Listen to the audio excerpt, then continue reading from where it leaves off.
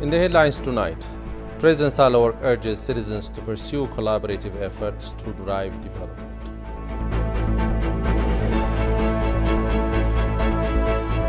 President Putin vows to take decisive action against rebellious Wagner.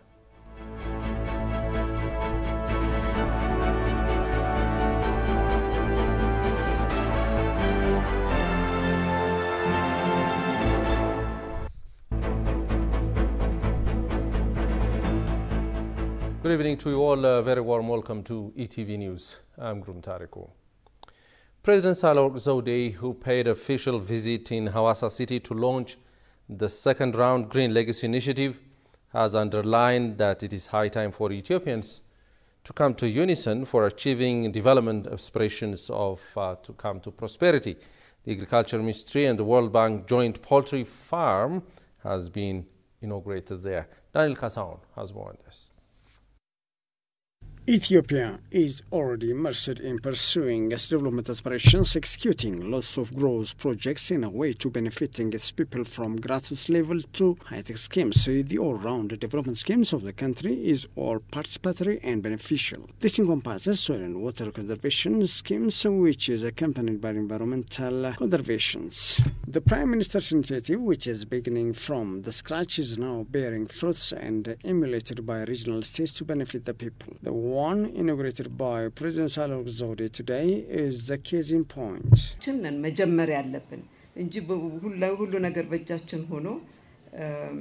New graduates have to emulate real lessons from what we are witnessing in the Hausa regional states. What we are witnessing in the new regional state is exemplary to other regional states. Poultry farming is a great deal to the country as a massive population are found in the country, which are beyond 120 million people. This is tangible evidence to all that if Ethiopians come together and win their aspirations, a lot can be achieved. Let's work in tandem with aspirations of the reformist government of the country to achieve more and benefit the entire people to have the upper hand against poverty. The Agriculture Minister of Ethiopia, Girma Amanti, and the Water and Energy Minister, Abdulhamid Tafa, among others, high-level officials accompanied the President to Hawassa. The high-level delegation led by the President has received warm welcome from the Salidamo, Chief Administrator of Sidama region, and regional officials upon arrival in the city. Deputy Prime Minister and Minister of Foreign Affairs, Dammaqe Mokonnin, stressed the need to work hard today to realize better Ethiopia for the next generation. Dammaqe Mokonnin has launched the second phase of Green Legacy Initiative program in Oromia region together with Oromia Regional Chief Administrator today. During the launching ceremony of the Green Legacy Initiative program, he said we should work hard today to create better Ethiopia for the next generation. He also stated that mountains should be made to grow vegetables instead of rolling stones. Chief of Oromia Region Shimallis Abdisa, for his part, said 1.3 billion coffee seedlings will be planted in the region this year. He added that the state government is creating a favorable environment for the farmers to change their lives. Shimallis mentioned that various works have been done to make the area productive with the natural resources conservation work in the West and East Hararge zones. Accordingly, it is planned to plant 4.5 billion seedlings in the second phase of the Green Legacy program in the region. In addition, it is disclosed that the significant results have been registered in increasing groundwater in the second phase of the Green Legacy Initiative campaign. Among the seedlings to be planted in the region, there are edible seedlings.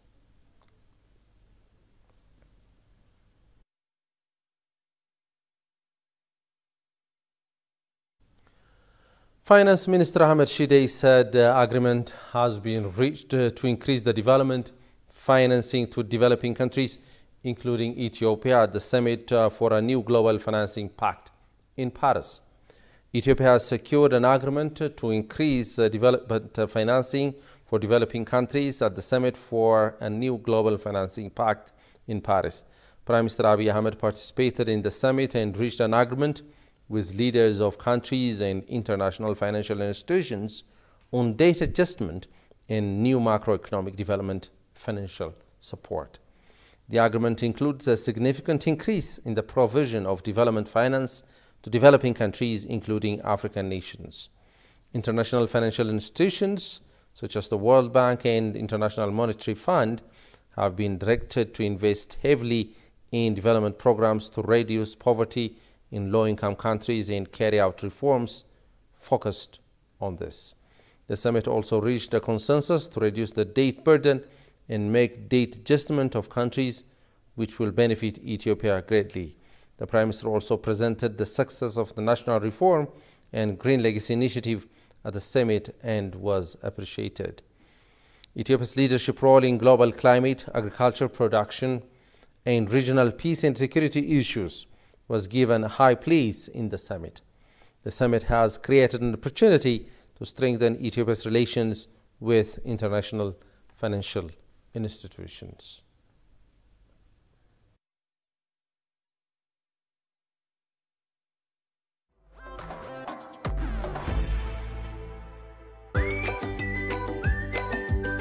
Welcome to the land of origins. Commercial Bank of Ethiopia is pleased to serve all your traveler banking needs. If you have money from any of these 16 countries, you can convert it to local currency by visiting our nearest branch. Alternatively, our secure Forex ATMs accept cash exchange, or if you prefer using your cards, we've partnered with Visa, MasterCard, and UnionPay so that you can withdraw cash from our local ATMs or make cashless transactions at thousands of local POS partners securely and with confidence.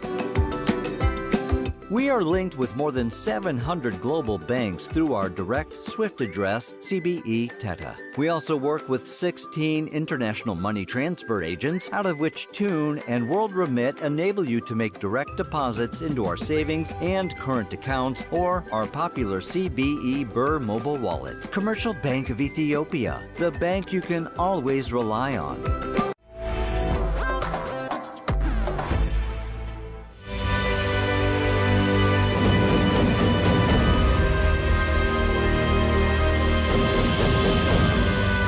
These tiny stones, it took us about 14 years to finish. This place has one of the most remarkable landscapes I've seen.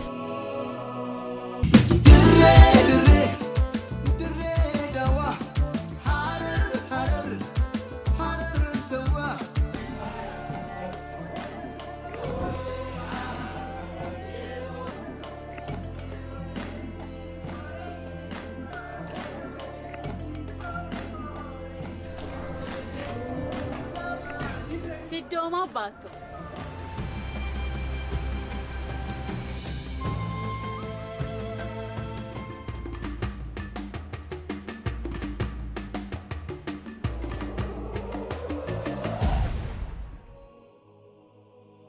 Yeah, in 2013, they have a different calendar, of course.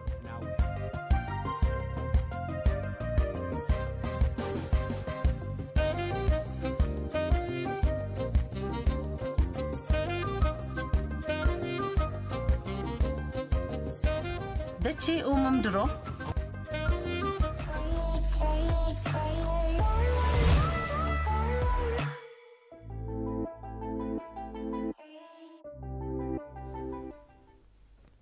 Welcome back in. You are watching ETV News. Ethiopian ambassador to Djibouti, Birhanu Tsaggaye, has announced the arrival of Ethiopia's 10th fleet, middle class Abai II, in Djibouti.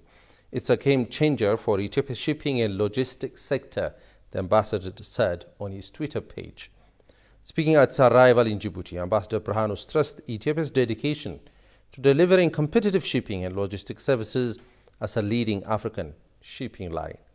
He extended his heartfelt gratitude to Hassan Mohammed Ibrahim, Minister of Infrastructure and Equipment of Djibouti, Jama Ibrahim Darar, CEO of Dorahile Multi-Purpose Port, Captain Wandwosen Kasa, Deputy CEO of ESL, Shipping Sector, and other esteemed dignitaries gracing the event.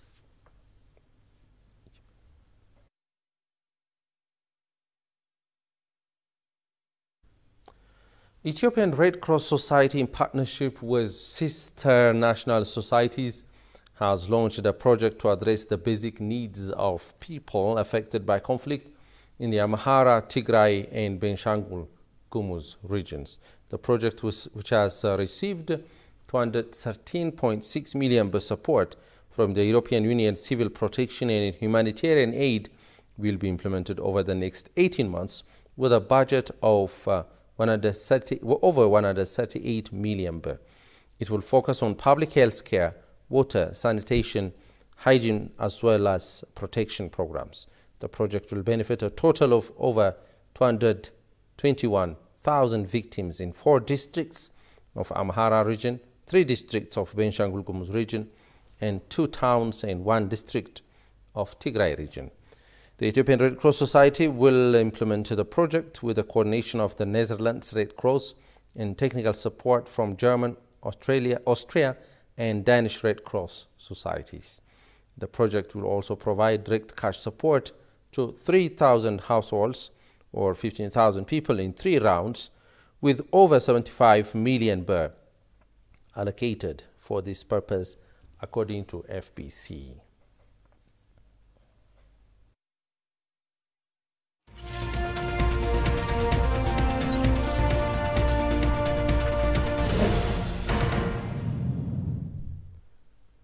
The Industrial Development Park Corporation, IDPC, has reported that over 300,000 farmers in Ethiopia have benefited from market linkages created by industrial parks operating in different parts of the country.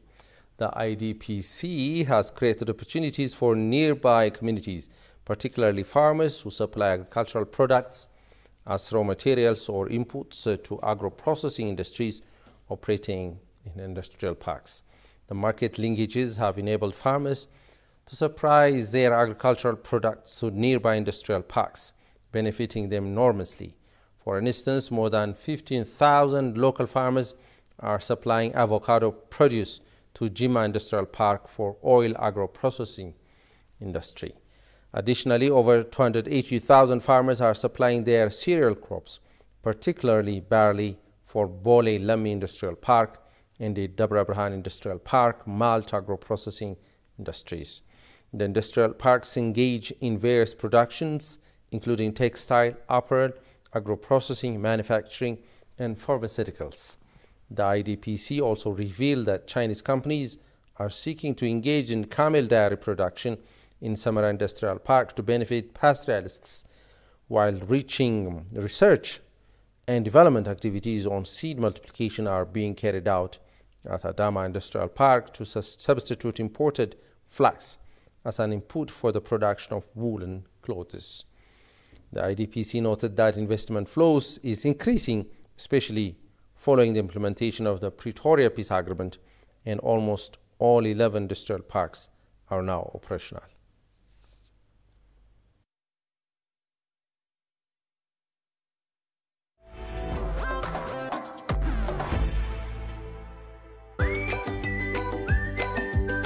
Welcome to the land of origins. Commercial Bank of Ethiopia is pleased to serve all your traveler banking needs. If you have money from any of these 16 countries, you can convert it to local currency by visiting our nearest branch. Alternatively, our secure Forex ATMs accept cash exchange, or if you prefer using your cards, we've partnered with Visa, MasterCard, and UnionPay so that you can withdraw cash from our local ATMs or make cashless transactions at thousands of local POS partners securely and with confidence. We are linked with more than 700 global banks through our direct SWIFT address, CBE Teta. We also work with 16 international money transfer agents, out of which Tune and World Remit enable you to make direct deposits into our savings and current accounts or our popular CBE Birr mobile wallet. Commercial Bank of Ethiopia, the bank you can always rely on.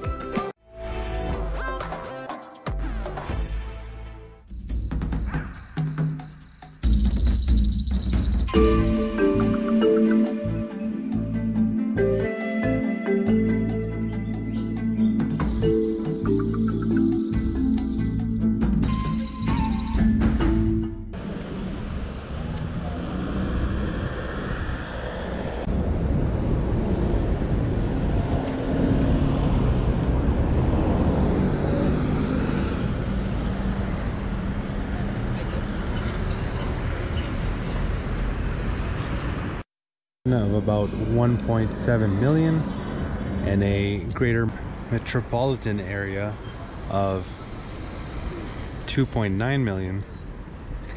Another popular park in downtown Harare is Africa Unity Square that we're looking at right now, formerly known as Rhodes Square.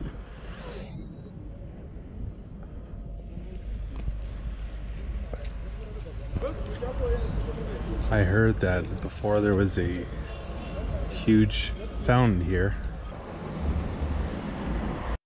This here is the Cathedral of the Sacred Heart, and it is one of the few remaining buildings.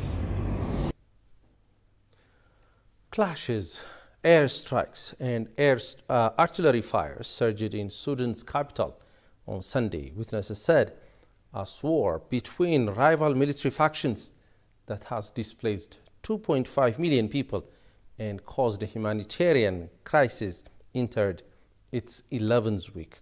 Witnesses also reported a sharp increase in violence in recent days in Nyala, the largest city in the western Darfur region.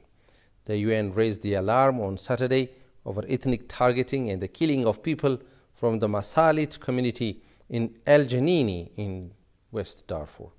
Khartoum, the capital, and El Janini have been worst affected by the war that broke out on April 15 between Sudan's army and the paramilitary Rapid Support Force, RSF, though last week tensions and clashes escalated in other parts of Darfur and Kordofan in the south. Fighting has intensified since a series of ceasefire deals agreed at talks led by the United States and Saudi Arabia in Jeddah failed to stick. The talks were adjourned last week. Residents in the three cities that make up the wider capital, Khartoum, Bahari and Omdurman, reported fierce fighting from Saturday evening continuing into Sunday morning. The army, led by Abdel Fattah al-Burhan, has been using airstrikes and heavy artillery to try to dislodge the RSF, led by Mohammed Hamdan Dagalo, known as Hamdati, from neighborhoods across the capital. In Nyala, a city that grew rapidly as people were displaced during the early conflict that spread in Darfur after 2003, witnessed reported a marked deterioration in the security situation over the past few days, with violent clashes in residential neighborhoods.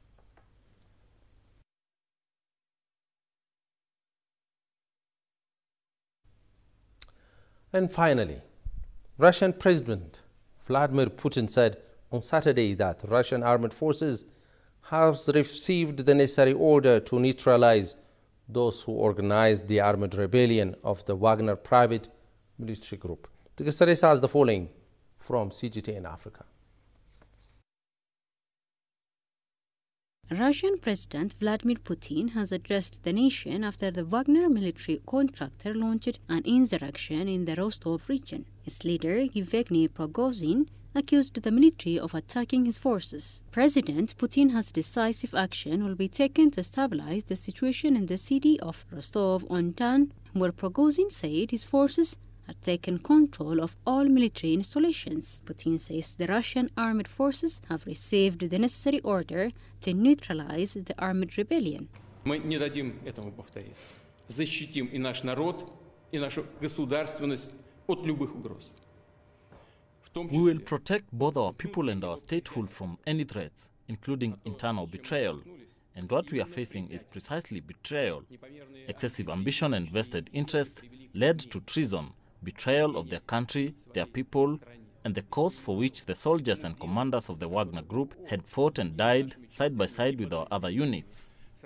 The armed forces and other government agencies have received the necessary orders, and additional anti-terrorist measures are now being introduced in Moscow, the Moscow region, and a number of other regions.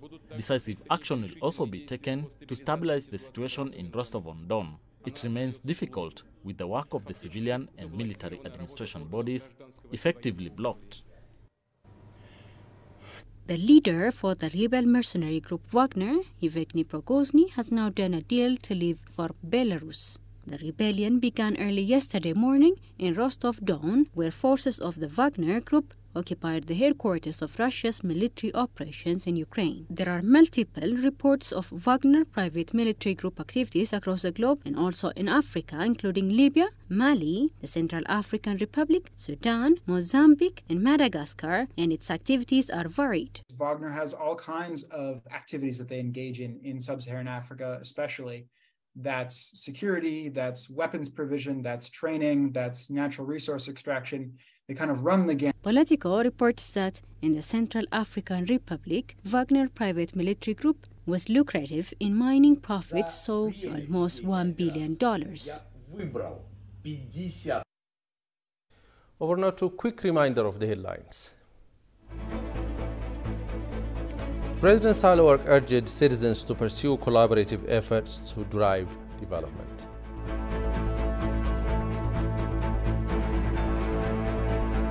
President Putin vows to take decisive actions against rebellious Wagner. Well, you have been watching ETV News. Thanks for your company and have a great time.